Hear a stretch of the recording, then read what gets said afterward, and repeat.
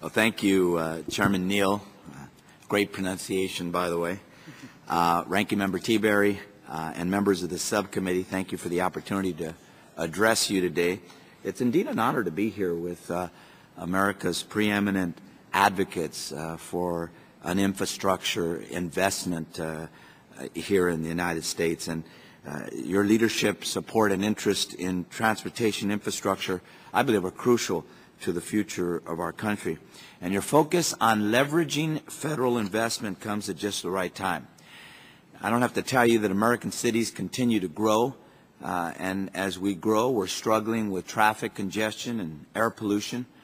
Congestion burdens our economy, increase the cost of goods movement, and affects the mental and physical health of our communities.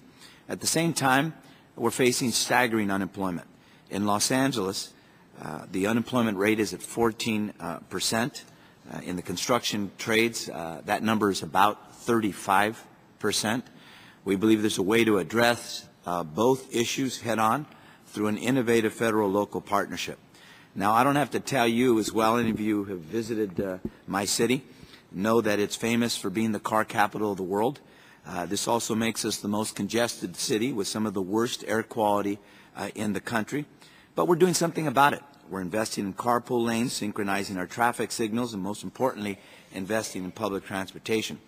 Our current transit program includes the construction of 12 major new lines over the next 30 years. We will double our rail system in that time. Our overall goal is to connect the communities where we live with the major job centers in the region. Building these 12 projects will create 166,000 high-quality construction jobs, 2,800 permanent operating and maintenance jobs. It'll take 570,000 pounds of pollutants out of the air each year, save 10 million gallons of gas per year, and increase transit boardings by 77 million. It will secure our energy future by reducing our dependence on foreign oil. Now, we can pursue such an aggressive and far-reaching transit program because of Measure R. Measure R was approved overwhelmingly by 68% of the voters on a bipartisan basis. It won among every demographic group in every part of the county.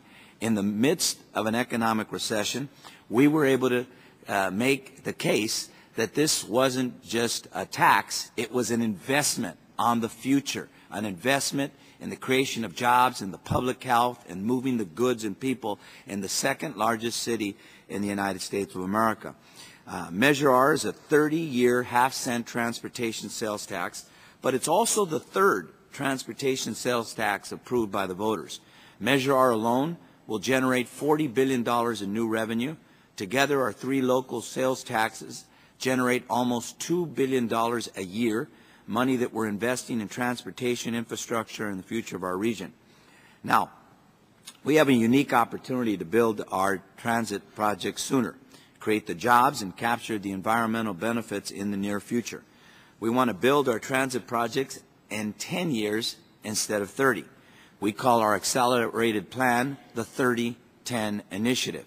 It is 100% consistent with the consensus transit program adopted locally and approved by our voters. It accelerates our transit program.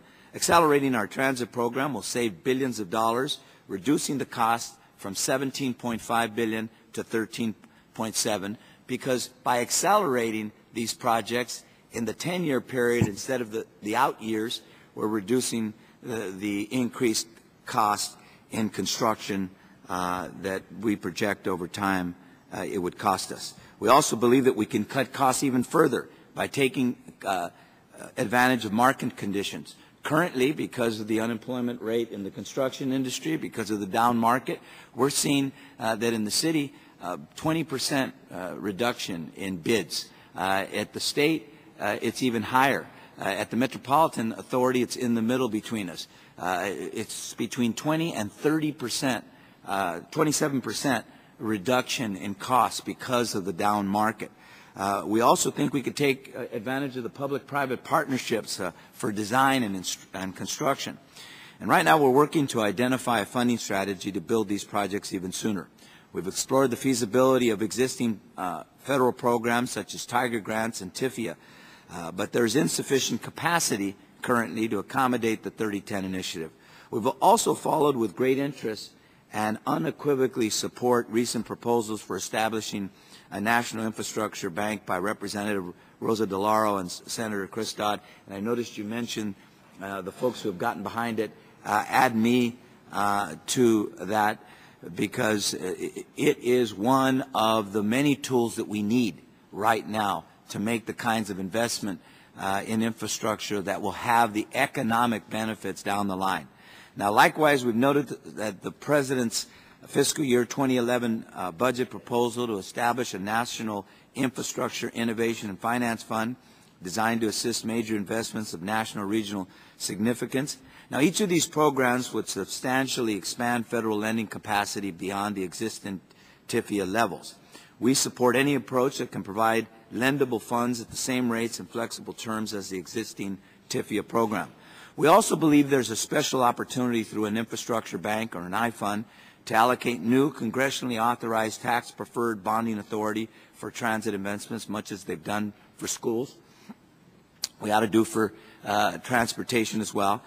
Together, an expanded TIFIA-style federal credit program and a targeted specified tax credit bond program for transit investments of national significance would make 3010 possible.